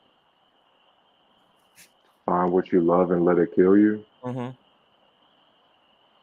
Well, find your passion and and drown yourself in it. Because everybody got to have a hill, right? Yep. And everybody got to go, right? Yep. So you might as well go out in what you love.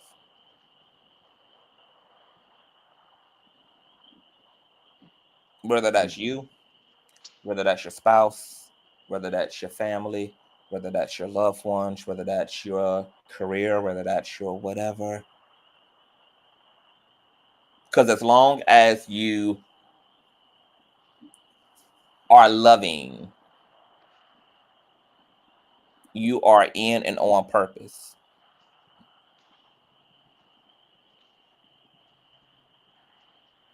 Now, I have the capacity to take a philosophical approach to life, but I don't feel comfortable telling other people in the system to lay down and take it. I don't feel comfortable telling other people who are in the system to just watch everybody else get theirs and you just be hopeful about when you're going to get yours. Right. And there probably is some balance between the two because I'm not done contemplating. I ain't done unpacking if there's a middle space between what Reckless was saying, being true to, like, be true to yourself, but also when it's time to swing and bang, and when the circumstances bring you to swinging and banging, to swing and motherfucking bang. Because maybe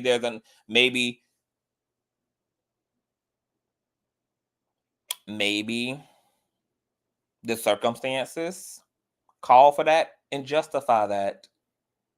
And you rightfully so should employ self-preservation. Because you said earlier, Tyrus, that we are a communal species, but we also are biologically wired to preserve ourselves as well. Facts. Self-defense is a natural knee-jerk response. Defense is paramount. It's paramount. Defense is paramount. You have to.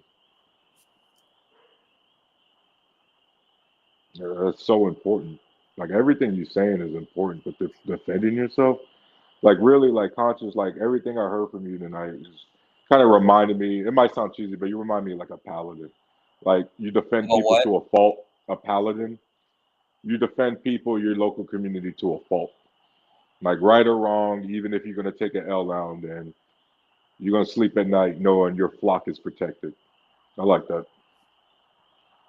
I want to shout out to my baby mother, Whitney, who sent me a cash app and said her brother took his life in 2015, 2 years after Afghanistan. I'm so sorry to hear that, Whitney. My God, light and love to you and your family. Sorry for your loss. That's that PTSD. That's that trauma. That's that emotional and mental harassment of events and stress and the level of pull and bandwidth required when you have undergone extreme things and attempting to bob back up to the surface after being pulled that far deep in. I also heard the same philosopher say that when you look into the abyss is looking back into you, and sometimes people are not the same. Like a certain level of exposure to darkness is said to leave you forever haunted. And in a world where it's easier to find trauma than there is to find transformative love, that's going to be a problem.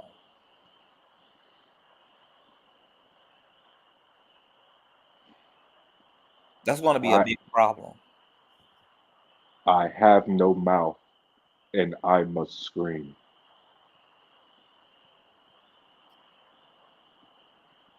Shout out. PTSD feels like. Shout out to my baby mother, Ken. For God will bestow upon you all you deserve. You are loved. Thank you so much. This commentary is incomplete, you guys. that this is something that we're going to be unpacking. I wanted to have this open dialogue and talk about the philosophical aspect of life and the different ideals about life, about what it means to be human, about how we survive and navigate each other, how we survive and navigate obtaining our happiness in the pursuit of our happiness, and you know, what is truly right, what is truly wrong, you know, what is the authority of the right and wrong way to go. All these ideas that we're talking about are just that, philosophies, and they're man-made philosophies.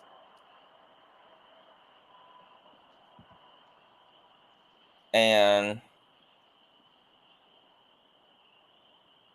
I think I'm going to have a lot of awakenings as I pass through the various veils that I'm being led into and through. They're causing me to really think deeply about the design of the world and the nature of this world. And, you know, like any reality, as you get closer to it, you really realize just how sad it is. Just how sad it is. How damaged it all is. And I just pray for people, man. I pray, man. I don't even think we aren't even scratching the surface at this point. This is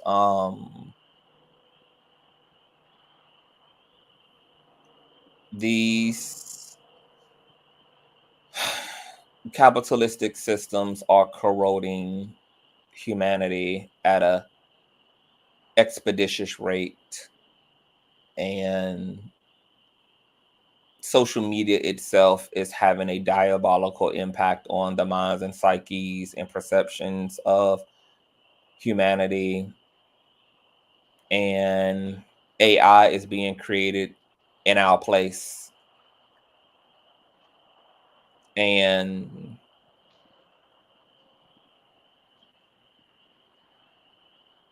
I think that the people who are going to have the hardest time in this era, in this new era, are going to be the lovers of the world. This is going to be a nightmare of an era for light workers. Even though first responders are designed to run into danger, you know, but this is like going to be next level, house on fire. Next fucking level. And I really pray for all of our spiritual warriors, all of our philanthropists and humanitarians, and all of the folk who have a heart and who have a soul and who are looking for that in this reality, because it feels like it's gonna come a point where the only person and the only thing you're gonna really be able to experience quality love from is God. It's not going to be. It used to be God and man, but now man, the quality of man is becoming so bleak and plastic and cheap and diluted that the only place you're gonna be able to experience a real download of love is it's spirit. And when I say spirit, that goes for the atheist too. Because when I say spirit, I'm talking about whatever inward reality you turn toward. I can't wait for that. I can't wait for the AI revolution. Everything you're saying is valid, but for me, conscious, I like Dick Cheney. I hate him on the Republican side, but for the liberals, we need a Dick Cheney. And that's my plot. One of the things I've been doing is making sure my wife and girls are financially good, as you know, because my future shenanigans, oh yeah, they're gonna hate me and how I level up because I learned from society. Society told me exactly what the truth is. The truth is that there is a such thing as too big to fail. No, there is a such thing as pay to play. No, there are people who are above the law. And just for no other reason than to piss them off, I will ascend. Somebody who has no business being part of the elite, I will be there. And it will be glorious. That's how I play the game. That's how I design the rules. And I'm glad it's working.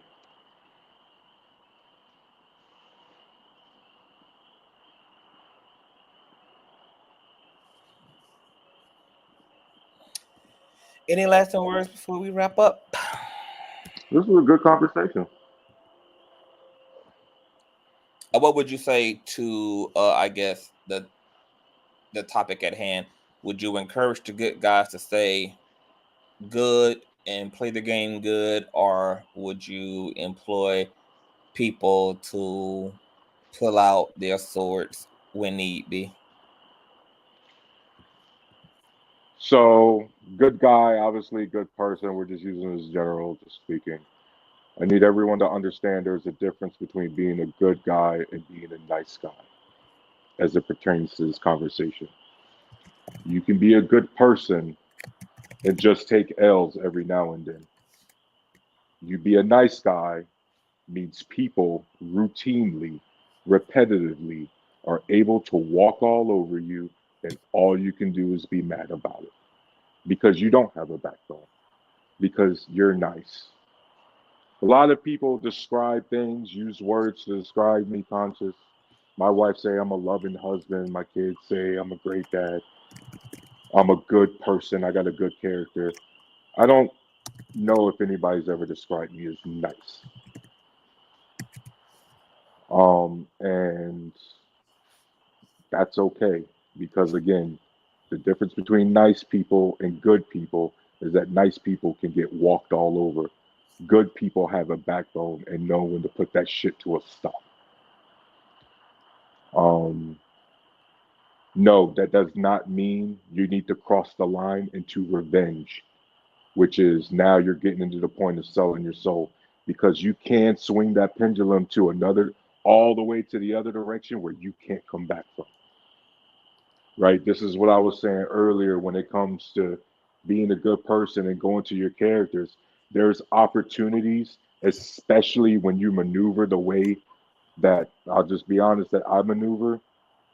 People will give you your neck, people will give you your back, unintentionally, intentionally. But let That me. doesn't mean you have to take the kill shot. But, oh, funny that you say kill shot, because this what fascinates me about you. You were a whole combat soldier. Yeah.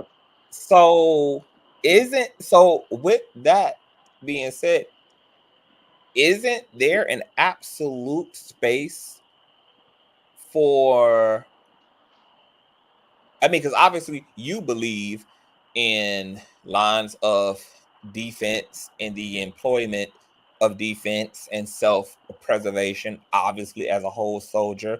But do you think that, I mean, because if you can conceive in your mind a rationale and a logic that justifies the unalivement of another human being, regardless of circumstance and context, doesn't that then also make much space for what danger looks like in other contexts, even when it comes to job opportunity, when it comes to economics, when it comes to any of these other resources and necessities in life and the obtainment of those things and the forces that act as a threat? to one's well-being? Yes, and because of that, that's why we have rules in place like the Geneva Convention to try to mitigate some of that. And let's be clear. And I'm gonna battle, guys. I'm just gonna be open and honest, maybe too honest. Yeah, I gotta channel my bloodlust into other avenues as a soldier. But conscious, yes, there's a time when you need to go on offense, but that's what the Geneva Convention is for, right? I can go on offense without overkill. For example, here's a real world example. When you're driving down a convoy in Iraq, kids throw some rocks at you. We're in an armored truck, right, Conscious? It would be overkill for me to aim the rifle at them as a defense mechanism, right? That's complete overkill. Yeah. Now, if someone's shooting at me, there's the justification, right? That actually, the Geneva Convention, we try to follow to a fault. Because if you know, like in Vietnam and even in today, a lot of soldiers have died because they've been trusting in the kids, and guess what the kids or some of the women are having? They got a grenade under their dress. They got a grenade in their hand. And so it's like you want to be trusting to a fault, but then the enemy takes advantage of that. So what's a bigger sign? Do you change your tactics, or do you stand firm to your ethics? Because changing your tactics is an admission that the enemy won. The enemy got you to change your ways. But if you're able to hold steady and persevere, who wins in the long run? Even though short term you took most of the damage. So let me ask you this then. Is the nonviolent movement of Buddha and Gandhi and Jesus hogwash? Like, because you said there are levels to this shit, but Christ did not acknowledge any level in which it was appropriate to But his dad did. not turn the other cheek. His dad did. His dad ain't had no problem offing his ops. But that's the thing about Christ and his narrative, is that he also make very much so distinctions between his father, which is why he had to come to speak on behalf of his father, because other people had made claims about his father that were not proper. So just respectfully for anybody who follows that religion, I respect your religious belief. Me personally, I cannot listen to a guy who got crucified. But don't forget who rose again. Mm-hmm. Sure. Yeah. That nonviolent shit, nah, I'm good. You're not just gonna get me like that. There ain't no way I'm just gonna let you. Tyrus like he thugging. No. Nah, bro. Like shout out to our ancestors who jumped the fuck off that boat too, trying to escape captivity. I know everybody couldn't do it, but the people who had the opportunity, they jumped because they rather have that fate than with the fate.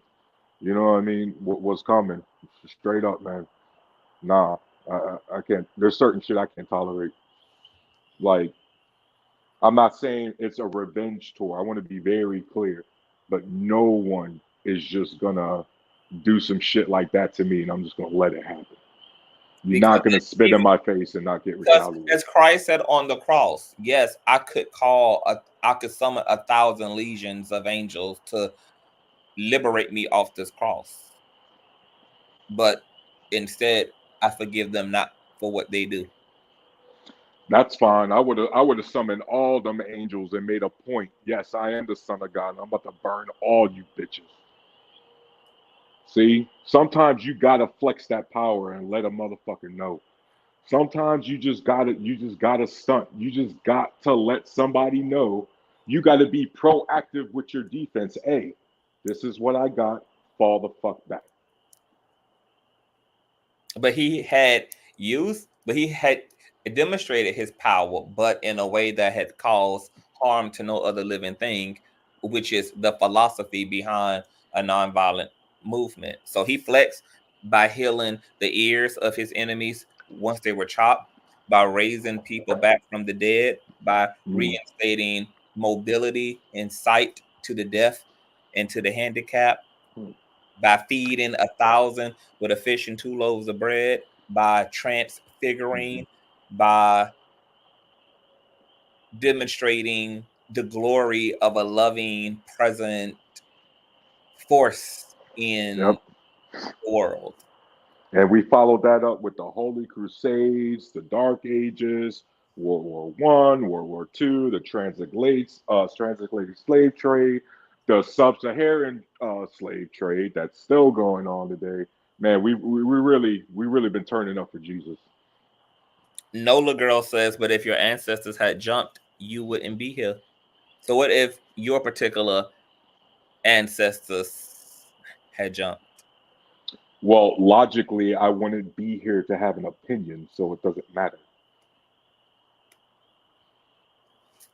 Well, that answers your question. Like that's such a. I hate that. Well, if your ancestors didn't do this, like that's the same dumbass argument white supremacists use. Well, shouldn't you be thankful that we brought the slaves over to America? You're here today. Oh my fucking wait, we gotta end this panel, bro. Oh shit. Oh shit. I'm kind of inspired. I'm kind of inspired to go another round. Oh, what was your night? You be having long nights. I kind of wanted to talk about commentary that I listened to earlier from Mark Lamont Hill. What's it about? He got into he said he did the video title like what happened to the TD Jakes P Diddy case, and he was basically talking about the difference between like social media and actual journalism, and use the P Diddy Cassie turning over tapes that incriminated TD Jakes situation as a way to differentiate between journalism and social media culture. And it was I don't know, it was just it was an interesting commentary.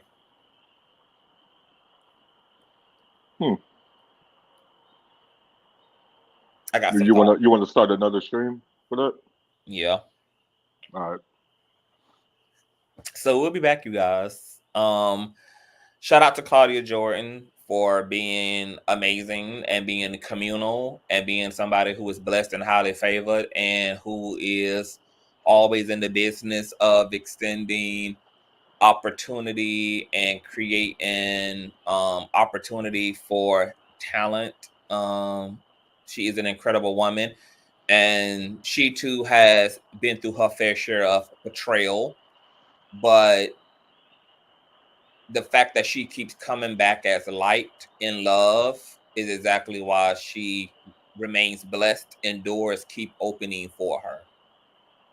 And as it relates to the rules of engagement when it comes to navigating a competitive industry, which exists in the corporate space, it exists in the talent space, it exists in most damn spaces, is I do encourage people to strive to stick to their moral conscience, and I would say that it's better to be able to wake up and go to bed as somebody that you can be proud of than it is to go to bed and wake up as somebody who has a lot of stuff but has no soul. And I know that it may not seem like that's a lot when you're looking at when you're looking into a world that's very transactional, where the value attached to you is based upon how much stuff you have, how much you have going on, what you've been able to accomplish, but it truly does not benefit a man to gain the world and to lose his soul in return. And if you have to choose yourself. Choose yourself, because the world is going to hell, metaphorically speaking, in a handbasket. And that's where the world is taking anybody who's with it. So be strong, be blessed, and thank you all for your donations. And thank you for being here with me and Tyrus and Reckless for this open talk.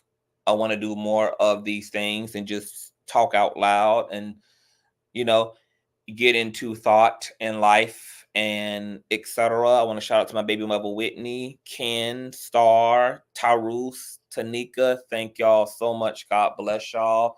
I appreciate y'all. And y'all will be seeing me soon outside of the YouTube space. So keep your ears and eyes open. And shout out to Miss Claudia. I'll see you guys later. Bye.